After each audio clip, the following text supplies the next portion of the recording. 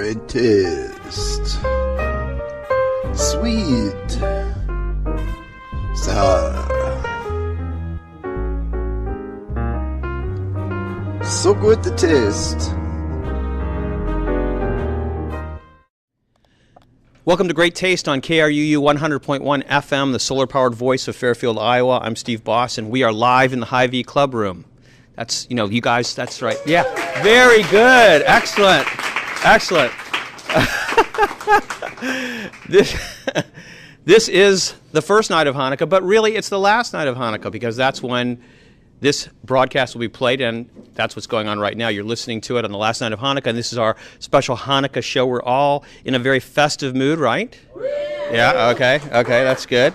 And we have all kinds of things happening here. We have apples cooking for applesauce. Sheila Ross has been making chicken soup all day long. She's about to make potato latkes. So there's going to be a lot of fun stuff happening here on this first or last night, depending upon where you are, if you're here live or whether you are listening to the broadcast of Hanukkah. And yes, and there's a recipe. Those of you in the listening audience can't hear it, can't see it, but it's Jewish penicillin chicken soup right there. Anyway, also on Great Taste, we have Beverly Merson's here with her Cinnabites segment. Tom Allen is outside rehearsing because we have some music coming up sometime soon. And Marc Berkowitz is also here, who is representing the Beth Shalom Synagogue.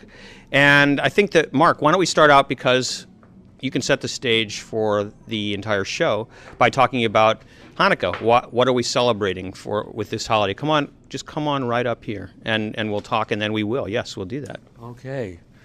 Hanukkah feels like a book report here, You're getting graded. That's right.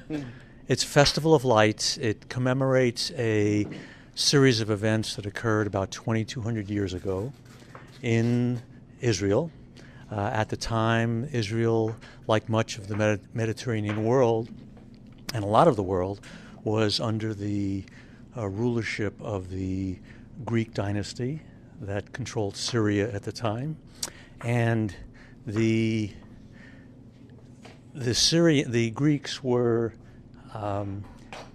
interested in having the Jewish population abandon their practices, their religious practices and observances, and adopt more of the Greek ways of life.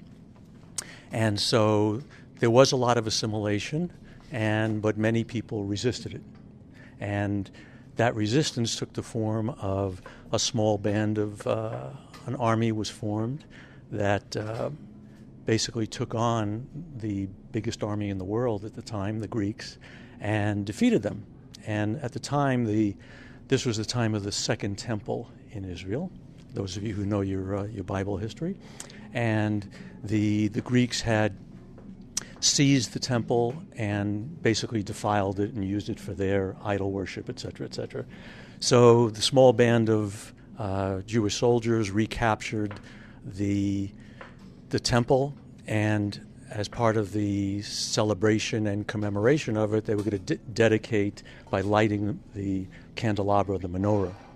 And so the first miracle that we're celebrating is the defeat of the world superpower at the time by a small band of basically guerrilla warriors. And the second was that when the temple was reclaimed, there was only enough oil for one night. And good question. And oh my gosh, I didn't even hear one. There was. It took 8 days to prepare enough purified oil to do the deed that they wanted to do, but the one small cruse of oil lasted 8 days. And this is documented history. I believe so.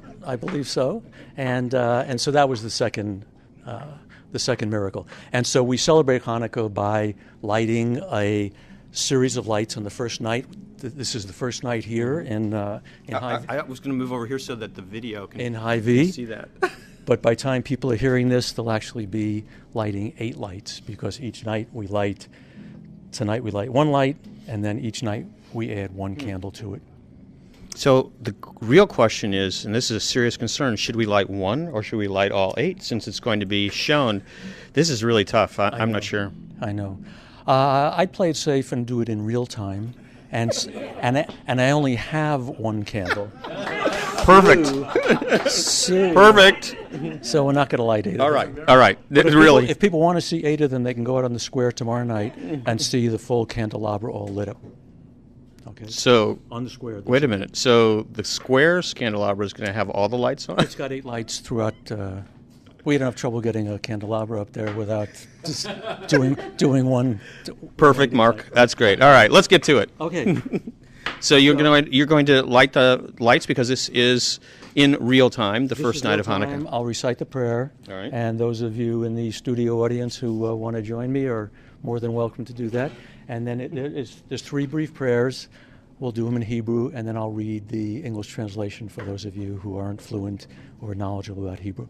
Okay? You're assuming that some of us aren't. You're assuming that some of us aren't. I'm assuming that. Go ahead. It's a fairly good assumption, I'd say. Baruch atah Adonai Eloheinu melech haolam asher kiddushanu b'mitzvotav v'tzivanu lahadlik ner shel Chanukah. Baruch atah Adonai Eloheinu melech haolam she'asa nisi lavoteinu bayomim ha'achem b'zman hazeh. Baruch atah Adonai Eloheinu melech haolam shehechianu v'kiyamanu v'higianu lahazman hazeh. So the first prayer says, Blessed are you, Lord our God, King of the universe, who has sanctified us with his commandments and commanded us to kindle the Hanukkah light. The second is, Blessed are you, Lord our God, King of the universe, who performed miracles for our forefathers in those days at this time. And the last one is something that we say whenever we gather for a joyous occasion, and that is, Blessed are you, Lord our God, King of the universe, who granted us life, sustained us, and enabled us to reach this occasion. That's great. So that is the lighting of the light. And so tomorrow night we light 2, 3, 4, etc., etc. That's okay. Mark made it clear to us that this is the first night again, and then the next night 2, 3, 4. And which way do they go, by the way? You want to from right to left. Right to left. And do you have to light the candles in a specific order also? Right to left. Right to left. There you go. All right. So anybody, if there aren't any more chairs, you can sit on the tables. I'm sorry, but there's one chair up here. There's 2 chairs up here. So maybe somebody can point out where the chairs are. Oh, that's all they had? Oh, sorry. For the listening audience is wondering, what the heck is going on there? We're just playing with oil and trying to figure out that's all they had. So we have to make do. But that's really great that you brought that, because that brings up something that I wanted to discuss with Sheila. Sheila Ross is here helping us cook, and she actually said something to me earlier today that I thought was very, very interesting. And do you want to repeat that? Sure. I've been studying Ayurveda for a long time. Ayurveda is? The medical system that's 5,000 years old or more, that comes from India and has a whole different take on food and digestion and how to do whatever. And one of the things, Steve and I were talking about different oils. When he asked what kind of oil I want, I said sunflower, because it can take high heat and it doesn't become trans fat. He said, what about safflower? And I said, well, it can take high heat also, but the Vaidya's, the Ayurvedic doctors, tell us that you never use the oil of something you would not eat the plant of. So we don't eat safflower, so you shouldn't use safflower oil according to this system. Very, very interesting. And so you'll forget about that, of course, and eat your latkes. But we could talk about the potatoes as well. They're not very fond of potatoes. They say potatoes aren't that good for you. They being the Indian Vaidya's. Yes, and even though in Indian cuisine there are a lot of potatoes, Indian cuisine doesn't really reflect Ayurvedic medicine. But if the potatoes are just freshly dug within the first 1, 2, 3 days, they have... These definitely have been, so... They have a different composition, they have a different chemistry, and those are all right to eat. And I saw some like really pretentious cooking show where these guys were out in the field and talking about how the chemistry of the potato caramelizes this, that, or the other when they're just picked, as opposed to what happens. But it does change. The sugars and starch do change. However, the potatoes that I was brought up to use for potato latkes are the oldest possible potatoes you can find. So tonight you will be having safflower oil and the oldest possible potatoes. And the reason for that is you want the driest potatoes, because we're going to actually squeeze a large degree of the water out before we make the potato latkes. And I should also say that you're going to taste more traditional potato latkes Carolyn Waksman brought with her. But I come from a Hungarian Jewish family, and they do everything their own way, and they're sure that it's better. And so you can decide. Now, one of the things that I see that you've got right now, you've got the potatoes cut up and they're soaking in cold water. Now, do you actually do that and rinse them several times, or just soak them and then pour it off once? The main thing chemistry-wise about potato latkes is potatoes will oxidize really quickly. They'll either turn red or they'll turn gray really quickly, and that completely changes the consistency of the latke, and it will not taste very good. So it's a juggling act. So I keep the potatoes in water so they won't oxidize, and then the way that we grew up doing it is the family would line up and we'd all take a turn at the grater. It's the nail head part of the grater, not the shreds. And your arm would like burn, and you'd go like this, and then you'd hand it off to the next person, because it had to be done quickly, because then you had to drain it and it couldn't oxidize, and then you wanted to mix the other ingredients in and quickly fry it. So my brother years ago called me with a great discovery. He said, put them in the Cuisinart. It comes out just good enough, the same texture. Forget all of this grating business. So that's what we're going to do tonight. So now my comment. If you have an army of people to grate, hand grate. Yeah. Hand grate's the best as far as texture is concerned. And if you don't have that army, put them in the Cuisinart, because that is really the simplest way to do it. The other thing that's really great is, I don't know, how many people have made latkes before? Let me see. So a few people that are here have made them. Have you ever made them with sweet potatoes? It's great with, okay, great. Yeah, they're terrific with sweet potatoes. So that's another way to do it. And another thing is, you can take, the traditional latkes like Sheila's going to make, or Hungarian latkes like Sheila's going to make. You can do all kinds of things, though, with latkes. You can add, one of the recipes that I was looking at today was with kale and leek. I think that sounded absolutely fantastic, actually. And if Emily Roshaw was here, our health coach, she'd be like, oh, yeah, get that green into those potatoes, right? No, so this is Jewish food. We don't want any green. Any green you take out. So do you want me to talk about the chicken soup or the potato latkes first? You can do whatever you like. All right. So both of these recipes are really, really simple. I actually brought some interesting material. Being a historian, I wanted to know where all this came about. The first chicken soup was made in the poor communities in Russia, where for centuries poultry was the only affordable meat. Now, how does anybody really know that? I mean, that's just, whatever. Go ahead.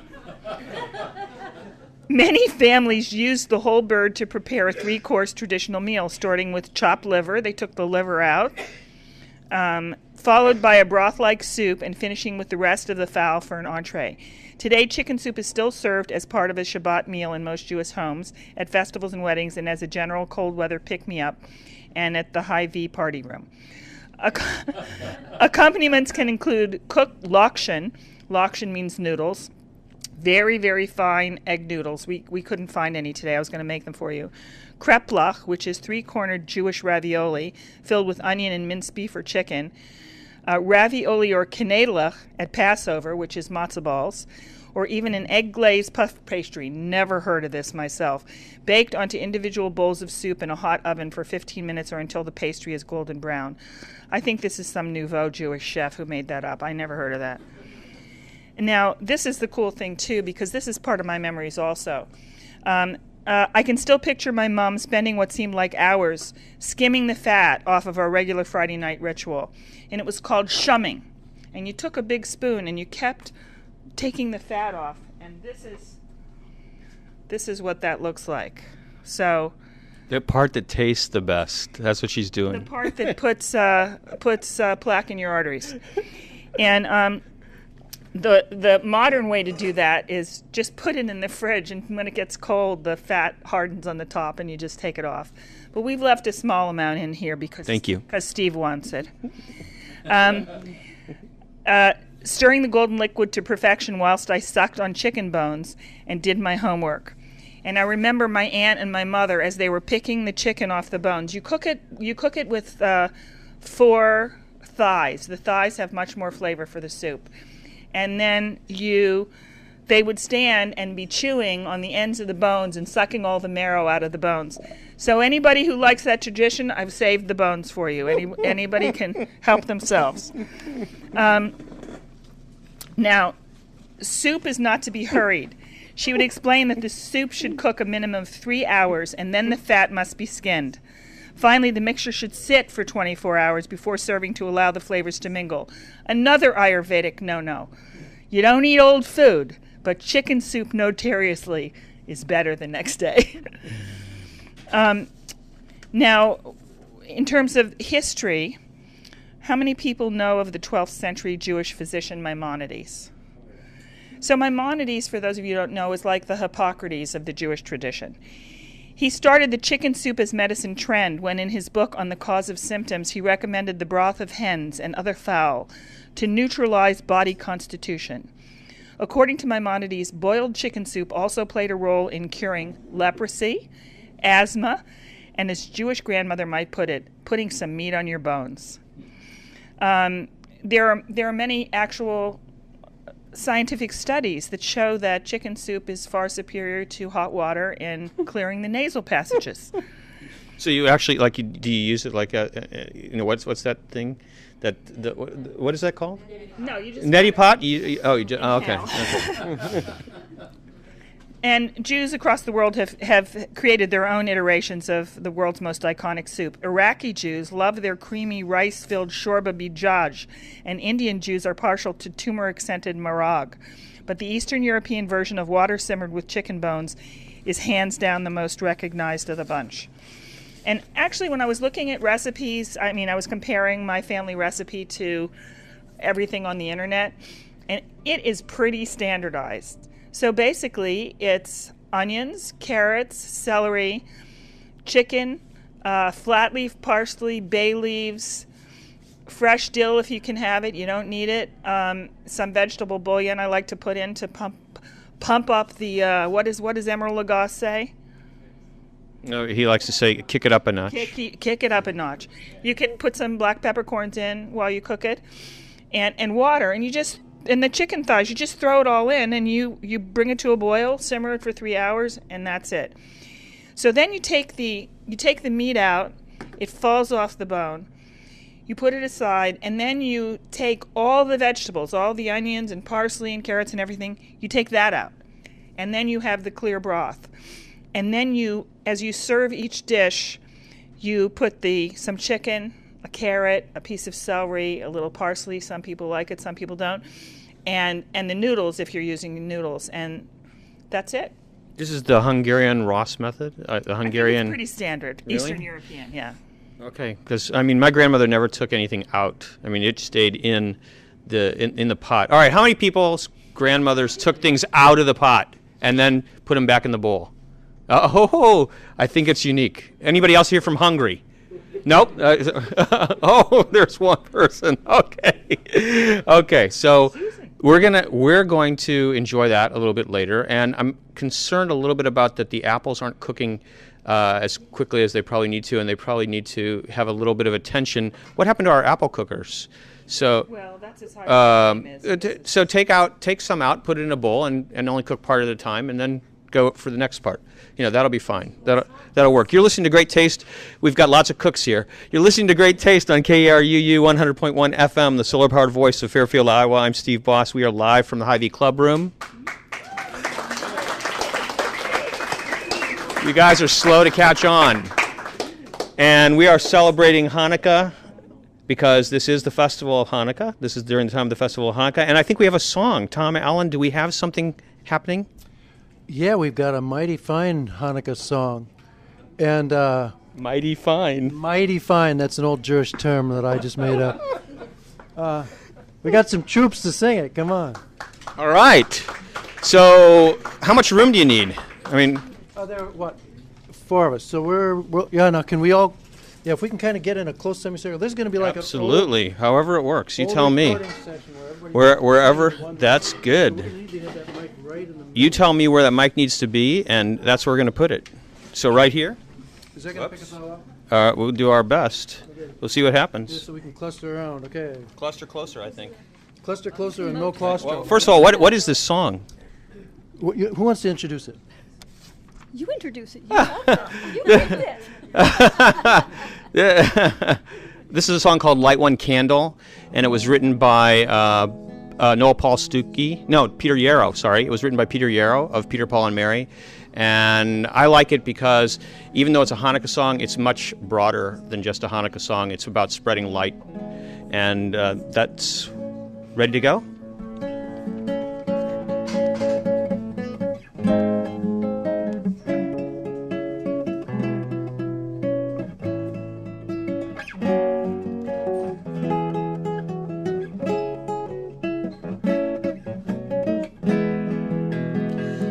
One candle for the Maccabee children, with thanks that their light didn't die. Light one candle for the pain they endured when their right to exist was denied. Light one candle for the terrible sacrifice justice and freedom demand. But light one candle for the wisdom to know when the peacemaker's time is at hand. Don't let the light go out, it's lasted for so many years. Don't let the light go out, let it shine through our love and our tears.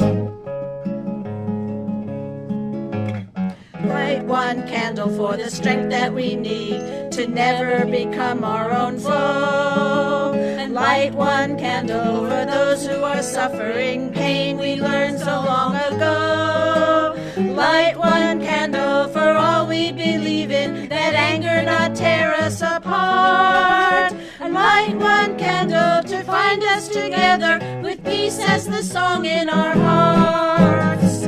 Don't let the light go out, it's lasted for so many years. Don't let the light go out, let it shine through our love and our tears.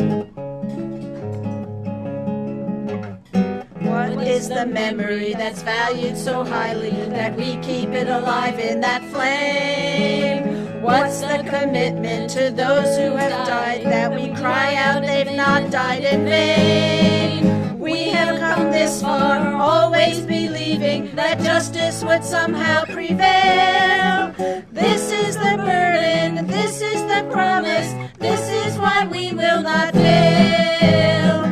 Don't let the light go out, it's lasted for so many years. Don't let the light go out, let it shine through our love and our tears. Don't let the light go out, it's lasted for so many years. Don't let the light go out, let it shine through our love and our tears. Wow. That was fantastic. You guys are great. I think you should talk to them about, becoming regulars on the show, Tom. Sure, of course, absolutely. Really, really beautiful. Beverly Merson, how about it? You got something you want to share with us? Sure. That's great. Beverly does weekly. She weekly talks about movies that have food in them or TV series that have food in them, and it's very, very interesting. And she she was kind of, oh man, why did I do that Jewish one a few weeks ago? This would have been perfect for Hanukkah. But so what have you got planned? But I do have to mention it. I did review a film called Bella and Uma, which is an independent film, and you could rent it on Amazon.com. And it's all about these two Jewish women who are in their 80s, and their granddaughter interviews them, and all these women do is they eat Jewish food. They don't eat any, and talk about no greens, right? No greens, just Jewish food. And then the granddaughter just watches them as they live together as friends. They each have their own homes, but they live together. But the whole movie's about them cooking all these different dishes, from chicken soup and so on like that. But Steve, it feels a little bit funny talking about another type of food. The film I'm going to talk about tonight is called Haute Cuisine. It's a French film, and you could stream it on Netflix.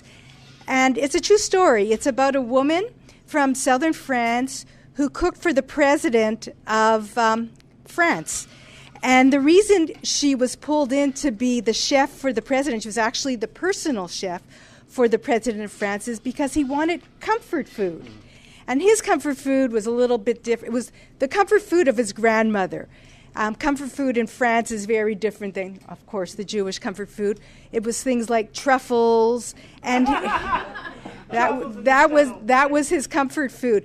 So she was brought in for 2 years. She just did it for him for that time, and she loved to cook. She was from a farm where there was fresh food cooked, fresh food grown. Truffles was her thing. She loved foie de gras. She had beautiful geese and so on like that.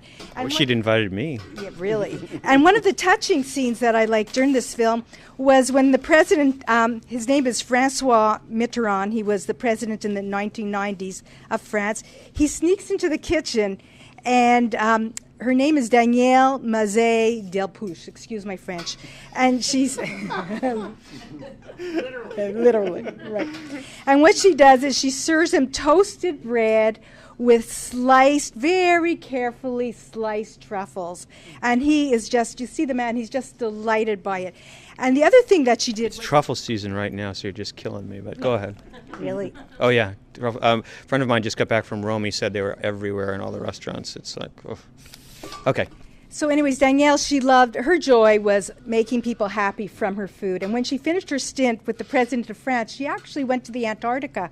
And she cooked for a research team of French people, French men, 30 of them. She was 60 years old. She went up there, and she did her thing all over again for these. And there's nothing there in the Antarctica. It was just work and her food.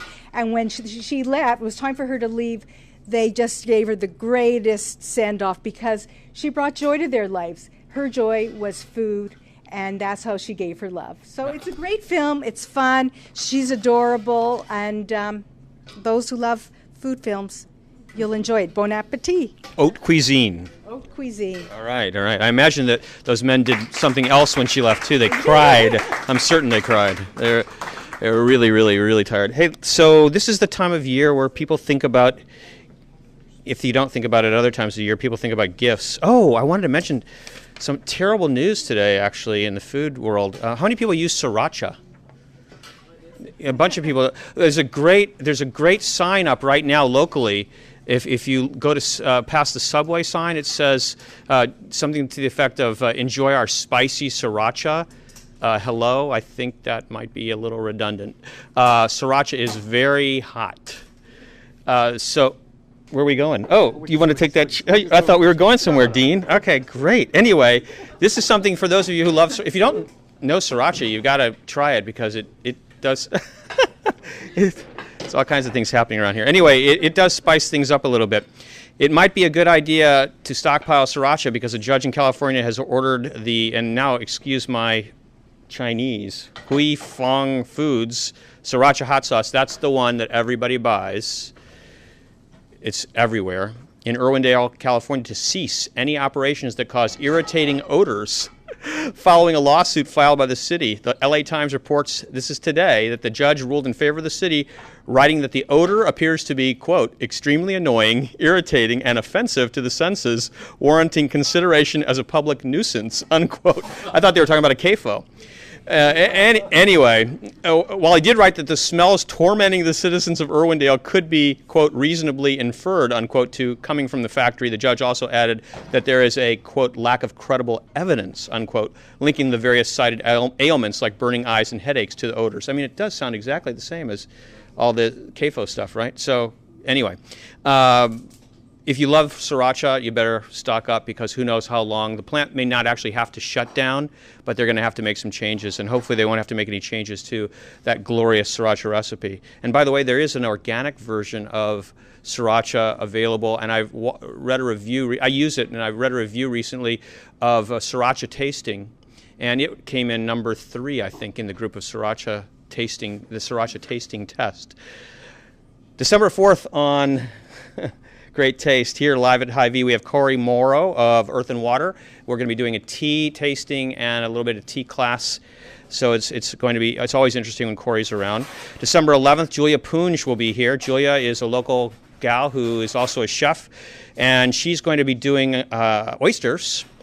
And also that night, Danielle George and Brandon Neal, who are bakers, are going to be here. And Brandon makes fantastic donuts, and Danielle makes great organic pies. So that's going to be a delicious evening here at Hy-Vee. And December 18th will be our Christmas and New Year's show with the Indian Hills Culinary Arts students. And after that, I hope all of you will know how to react when you hear what I'm going to say.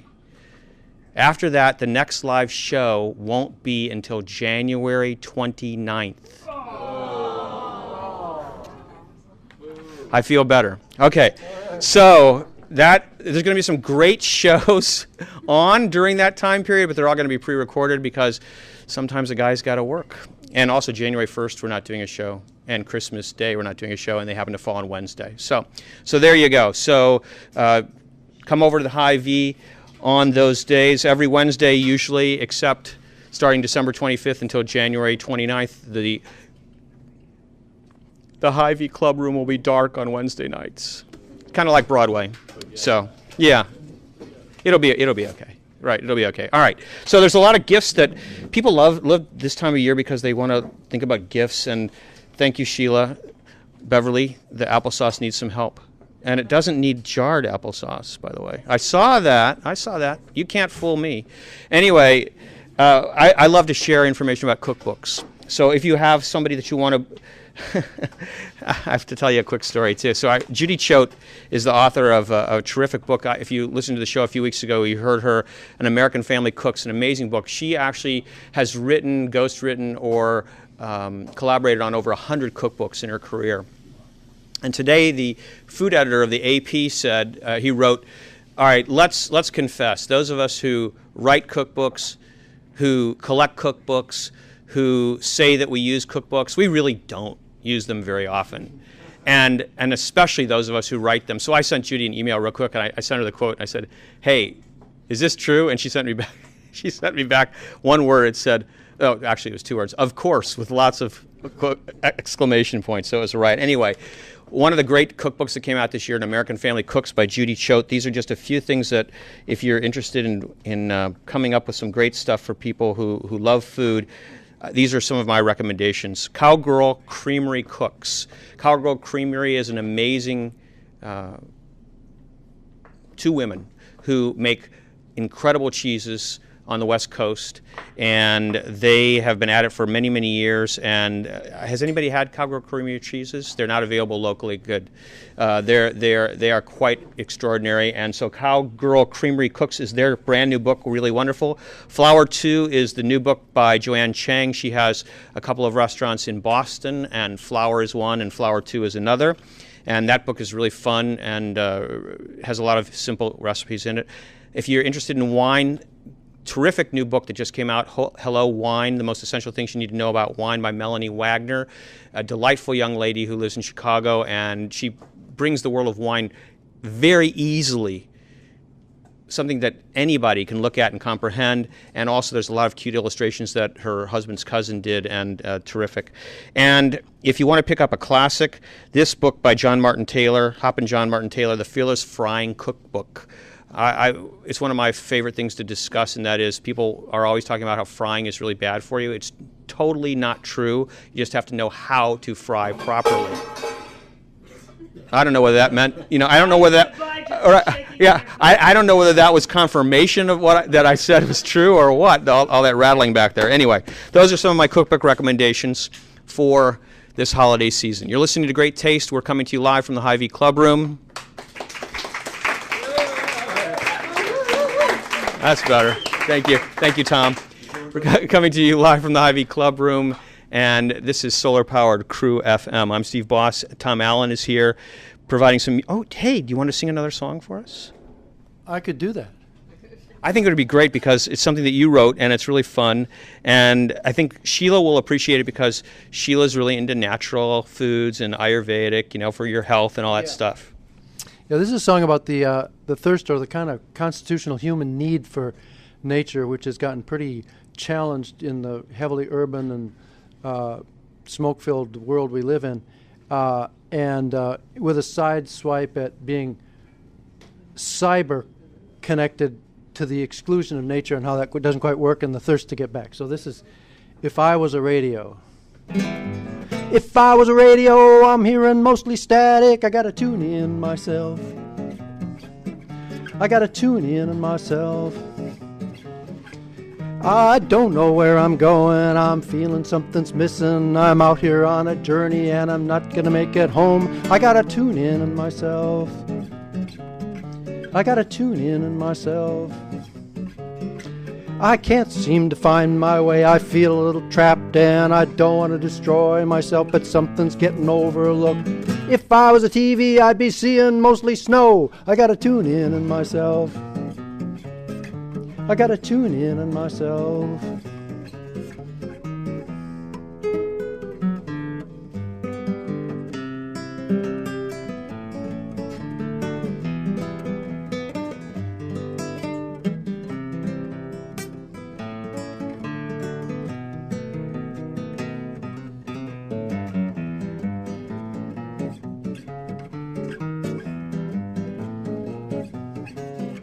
I love the Lord and He loves me. I don't use nasty chemicals. I simply get the feeling that something's passed me by. I gotta tune in myself. I gotta tune in myself. I feel like I'm a 10-room house and only 3 are getting used. I'd like to fly and change the world, discover mosses, twigs and ferns, the flying paths of Arctic terns, the foxes' dens, the bogs and fens, the things that bloom beneath the snow. If I was a keypad, I'd be stumbling on the mouse. I gotta tune in myself. I gotta tune in myself.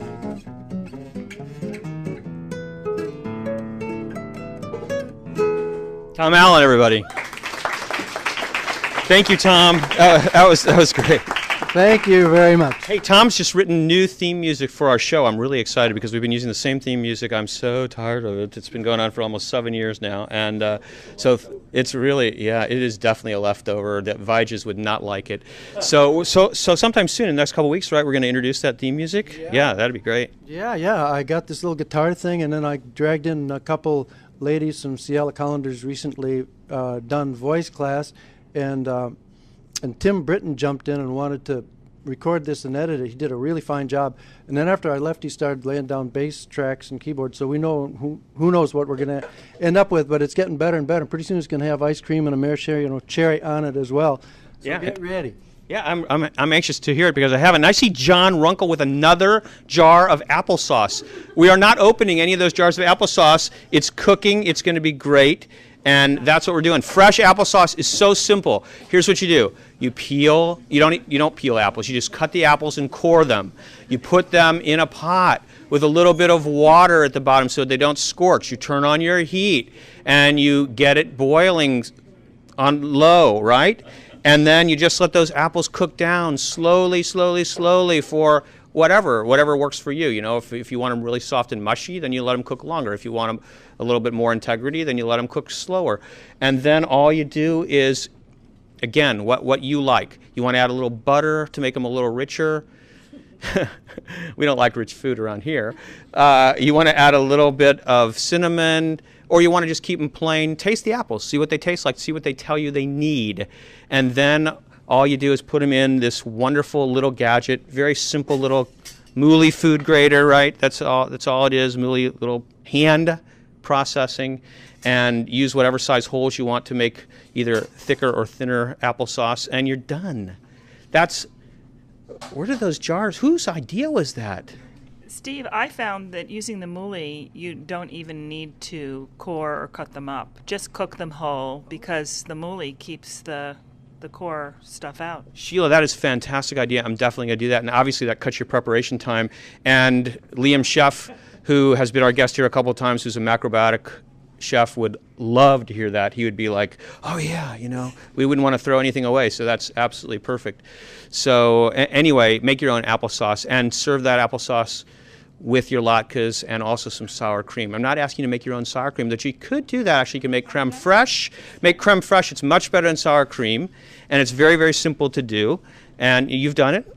There's someplace online, I think it's the Vermont Cheese Factory, and they have all the cultures of every kind of cheese you could possibly want, and they have vegetarian rennet. So they send you a little bottle of rennet and little packets of the culture, and I made sour cream at home, and it was so easy, and it was fabulous. It was completely different. So here's the thing. That's even more difficult than what you need to do, and sour cream is a little bit more, has a little more tang to it than creme fraiche. Creme fraiche is more subtle, and you can make that simply by, let's get it right. Jacob, do me a favor, look that up really quick so that we can, and then you can come up and tell us about something else. But there's no internet. Of course there's internet. Somebody look up how to make creme fraiche, because it's really simple. You just take the cream and you just let it sit out for 24 hours in a fairly warm spot. And there's not much more to it than that. And it's a very, very delicious taste. All right, let's talk a little bit about Latkes. Yeah, latkes. So the key to the latkes coming out well is that the oil is really hot, and that the potatoes have not oxidized. And some of the tricks that I use is I blend it up and then very quickly press a lot of the water out. And then I use something very unusual, which is what was passed on to me by my aunt and my mother.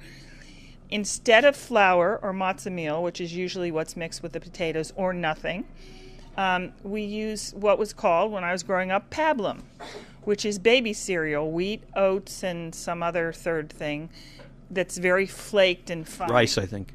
And rice, that's right, and rice. And the new version of that, instead of the little blue cardboard box with the baby on it, is this horrible packaging that has to be thrown away. And but it works just as well. So and there's probably an organic version of it also. So when you blend up the potatoes to the right consistency, then immediately I whip in the eggs, because the protein of the eggs helps coat the potatoes and keep them from oxidizing. And then if I'm having to wait at all to make it, I pour the pablum over the top so oxygen won't get to the grated potatoes. And then I mix it all in, and then 2 frying pans are better than 1. And you put the oil in only about that much up the side of the pan. She's about 1/4 of an inch. Half an inch, maybe. Maybe half an inch. And as you're putting them in, the oil's going to get cooler. So you have to watch that it doesn't get too cool, because when the oil is cool, it absorbs the fat. The potatoes absorb the fat. So I've used an electric frying pan in the past, where you can control the temperature and you know exactly when it's hot enough to put it in, and then it worked really well. But it's like something against my nature to not use fire. I don't know. So the other ingredients are grated on the same nail head grater: an onion, salt, eggs, pablum, and paprika. And the fact is, any proportions of any of this you use will work and taste good. I can't even tell you an amount. I just pour a certain amount of the cereal in, and maybe 1 egg to 3 potatoes, 5 inches long. So for every 3 potatoes. And maybe not even that much. And if you don't have any eggs, it'll work too. If you don't have any pablum, it'll work. We had somebody last night who was gluten-free, so we couldn't use the pablum, and we just made it with the eggs, and they came out great. Don't cook that pablum, by the way. Don't cook I had it. No. Oh, no. You wouldn't want to taste that. It's raw pablum you're putting in. We put it in by the tablespoonful, so it's kind of heaped. And it will get very, very golden brown, dark brown around the edge. And we flip it with a fork. And the whole bottom should be even. It shouldn't be like patches. You know the whole thing with pancakes when it's all even instead of patches? Then it's really good. And like a lot of things, sometimes the first pan is not as good as the successive ones. Also, the oil can get fatigued. So you can keep on adding more oil, but at some point you'll have little crusty things in there and they'll be burning and the oil seems more thin and not good. So just soak it up with a paper towel, pour it out, and start with new oil. And the potatoes take a decent amount of salt. So what I do, not very Ayurvedic either, is I just taste the raw potatoes and see how salty it is and adjust from there. Perfect. That's exactly what you have to do. And that's why you need the Fearless Frying Cookbook, so you can get over your fear of frying, which is another thing to do, which makes it easy too, is just get yourself a thermometer, that you can use in the hot oil. Takes all the fear out of things. It gets up to 375. You're ready to go. Don't crowd the pan. Very, very important. Don't crowd that pan, because that's what's going to take your temperature down really, really fast if you do that. I'm really excited that my son is here, Jacob Boss. Come on up here for a second, will you? And did you check out the creme fraiche? I did. This is according to Serious Eats. To make creme fraiche, combine buttermilk and heavy cream in non-reactive container, cover, and allow to rest at room temperature until thickened to desired texture, about 12 hours. Store in refrigerator for up to 2 weeks. That's creme fraiche. That's pretty easy. You can easily take care of that. Oh, is there another recipe? A different one? Come on up. You can tell us the next recipe. And then I want to talk to you a little bit about street food, because you've had some experience lately. Yes, creme fraiche. It just had to do with the proportion of buttermilk, and okay. It's supposed to be. Well, this recipe says Let's go that way. We get this way. There you go. 1/16 buttermilk to heavy cream, so 1:16. Wow. Okay, that's very, very little. And if you're going to use buttermilk, Kelowna Supernatural, if you have the ability to get that in the Midwest, that's available. Otherwise, look for some type of buttermilk that is organic and real buttermilk, not the stuff that they sell in the regular milk department. It just says it's buttermilk and it says it's like, I don't know, 2% or something like that. Just pass that by. That's not buttermilk. So here in the Midwest, we're lucky to have Kelowna Supernatural, and I'm sure wherever you're listening, you're going to find really good buttermilk. Maybe you're on a farm and you can make your own. Anyway, Jacob, we're really close to Madison, Wisconsin, and Madison has a tremendous food scene. And I think that if anybody has a chance, you should go to Madison. It takes about 4 hours from here to go to Madison. And the farmers market in Madison is known as one of the best farmers markets in the entire country. And it goes all winter long, and there's lots of things still available in the winter, and there are a lot of vendors there, fresh baked breads, granola, all kinds of other stuff, preserves. So I highly recommend that you check it out. Madison's a terrific food town, and besides some fantastic restaurants, they have some great street food, right? Oh yeah, the street food in Madison is amazing. I ate street food in Madison all the time while I was there studying over the summer. It's really fantastic. It's extremely affordable, high quality, delicious food from all over the world. I highly recommend that people take advantage of it while you're there. And you can find street carts all over the city of Madison. In particular, they congregate in the Library Mall on campus. And they also congregate near the South Transfer Point on the south side of Madison. Those are the two places that I hit up the most because of where my studies and friends took me.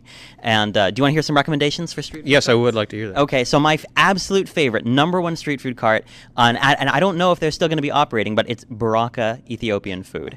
Unbelievable. Their misirwat is incredible. Delicious lentil dishes, incredible injera, these sourdough flatbread pancakes. Now, the main store I know recently closed down because the building that they were in is going to be replaced with boutiques and high-rise apartments. But I don't know if they're going to keep their street food cart operating. Definitely look around if you're in town, let me know. It was incredible. Caracas empanadas was another one of my absolute favorites. These are these delicious little packets of flavor that are deep fried and served with these incredible spicy sauces. I asked the gentleman at the cart which sauce of the two sauces available I should use, and he says, the red sauce is quite spicy, but the green one is the most delicious. Not the most delicious sauce of his sauces, but the most delicious sauce ever. And I have to say, he's right. I'm not much of a fan of cilantro. It is a cilantro-based sauce. You would not be able to tell. Spicy, tangy, and delicious. The empanadas are very creative. Roasted garlic, plantain, mixed vegetable, beans and cheese, as well as all the usual meat options. Give us one more. Okay, and let's see. The Luang Prabang food cart was some of the best Thai food I've ever had. The pad Thai there is the best pad Thai I have ever had in my life. Not eggy at all. One of the reasons why I normally don't get pad Thai is because of that eggy, that kind of sulfury, metallic flavor. Doesn't come up at all at the food cart there. This is home-style Thai food. Really incredible. Definitely recommend you check it out. Thank you very much. That's great. And it's a really great thing. If you are traveling anywhere, the street cart food truck scene, except for the guys in New York with the hot dogs that have tepid street cart water in them. Other than that, you. I saw some people shaking when I said that. It's true. Actually, John Stewart said a couple of weeks ago that he said that there's only 3 ingredients in a New York hot dog. There's the hot dog, there's the onion, there's 3 ingredients you can put on a New York hot dog. The hot dog comes with mustard, comes with onions, and stagnant street cart water. So those are the 3 ingredients. Anyway, it was funny when he said it. Anyway, the street cart scene and food truck scene is a great place if you want some alternatives to normal eating out when you go visit towns, and basically anywhere, Portland, Philadelphia, Chicago, Madison, wherever you go, you're going to find a lively street cart or food truck scene these days, and you can find all that information online. All right, so let's see what's happening back here with our delicious latkes. Since you want Ayurvedic commentary, Dr. Raju in India says that street food is very good. Ooh, because it's hot and fresh. Mm-hmm. So there's no bacteria in it, and it's made immediately, so it doesn't produce ama because it's not old. Doesn't produce ama, which is what? That's the toxin that clogs the different channels of the body, that keeps everything from working right and keeps the nutrition from going to all the different levels. So you just heard it here for the first time that stagnant food cart water in New York is good because it's part of the fresh scene. Well, they change it every day, I'm sure. I'm sure they change it every day. The water's old. It's not fresh. Okay, so I hope that everybody tries to make their own latkes if they're going to have some kind of celebration. And you don't have to be Jewish to make latkes, by the way. It's absolutely not necessary. So they're just potato pancakes. So have some latkes and make some latkes this Hanukkah and entertain your friends with them. Now I'm looking at my list here because I had a couple other things I needed to say, and it says Huggies, Pure and Natural, or Little Snuggies. Oh, that's the list for my grandchild who needs that. Okay, I got that. All right, I'll put that away. So, anybody have any questions for Sheila, by the way? Because I want to just say thank you, Sheila. Let's hear it for Sheila. She's doing a great job here. And Bev Merson and John Runkle filled in and made the applesauce, which, as you can see, Bev's got lots of applesauce. She doesn't need those jars of applesauce at all. Tom Allen has been here and sharing his music, and we really appreciate that on a weekly basis. It's great. If you're interested in learning about what we do here on Great Taste, all you have to do is go to greattasteradio.com. That's greattasteradio.com, and you can sign up for our e-letter there, or you can look at the blog post on Crew FM because it's there every week. We do all kinds of wonderful things, as you can tell from being here. And we will post a latkes recipe, recipe for latkes. I don't know if Sheila, are you going to share your recipe too? Or did you give it to us already, essentially? My daughters are here. Yes? And they're quite disturbed All right, so she said that her daughters are here and they're very disturbed that she's giving away the family secrets. So I'll post a latke recipe for this show, and okay, so she's going to do that. That's great. Thank you so much. I feel so much better. Everything's good now. Now, was there another song that we were going to do that the ladies were going to sing? I'm not sure about that. Is there another song that the ladies were going to sing? I don't hear any. Okay, so I don't guess so. I don't guess there is another song the ladies are going to sing. All right, so don't forget, Hanukkah, this is the first night. Don't be too confused. It's really the last night when you're listening to this. And this is Great Taste on Solar-Powered Crew FM. Sheila, I was wondering, what about you? Did you eat a lot of street food? Did you eat street food when you were in India? I will not eat street food because when you look at the can that the oil comes out of that they cook it with, it could be motor oil, for all I know. And they're not, like, very particular about their oil and how it's taken care of, and I have a thing about oil, so no.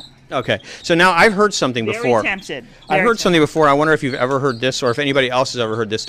They said that if you go to India, or I suppose you could use this in any other country where there might be a problem with your stomach, we'll say, that if you drink food-grade if you sorry, I'm gonna yeah, well, you know, it's the food grade hydrogen peroxide. If you drink that, you don't have to worry about anything. Many people do that. They put several drops of peroxide in their water, but that can really mess up their digestive tract after doing it for a long time. You're going to be killing all your own flora and fauna too, and then your digestion is not working very well. So. The main thing is to never eat anything raw, never eat anything that had water that wasn't boiled in it, like lassi or stagnant street cart water. Hot dog water, yes. And mostly just eat at people's houses and not and 5-star hotels are pretty much okay, but not guaranteed. So, you know. Dr. Raju recommends you bring your own rice cooker and buy vegetables at the market and put rice dal and vegetables in the rice cooker and eat that when you're traveling. I have to say, that sounds like the most unfun way of traveling, especially in an exotic country, something that I would definitely have to shy away from. I think I might risk messing up my digestion for a little while yeah, I suppose you're right about that. All right, so everybody hungry yet? Yeah. Really? It doesn't sound like you're very hungry. Yeah, so we are going to indulge and enjoy the food that Sheila Ross and Beverly Merson and John Runkle have prepared for us, and the rest of you who are listening, at least you won't have to listen to us. That's the igniter; it's causing problems, making that noise. You won't have to listen to us, but you want to talk for a second? Okay, that's one more thing. Okay. You'll know when the oil is ready. You'll know when the oil is ready. You can put a bit of the potato in, like that, and it sputters and it's very good. You can spit in it. That's what my mother used to do. No, wait a minute. Did she honestly? Yeah. Or you can put a drop of water in there. I'm so glad you didn't invite me over. That's quite. I wouldn't have known the difference, but those are all the same jokes that used to be made about. I used to work at a fast food restaurant, and they would make those same jokes. That what was being done in the pickle barrel and all that kind of stuff. And I just want to say that it wasn't. Okay, that's it. I just want to say that. You've been listening to Great Taste on KRUU 100.1 FM, the solar-powered voice of Fairfield. You don't have to clap yet. The solar-powered voice of Fairfield, Iowa. I'm Steve Boss. 60 minutes of delicious radio on Crew. Now.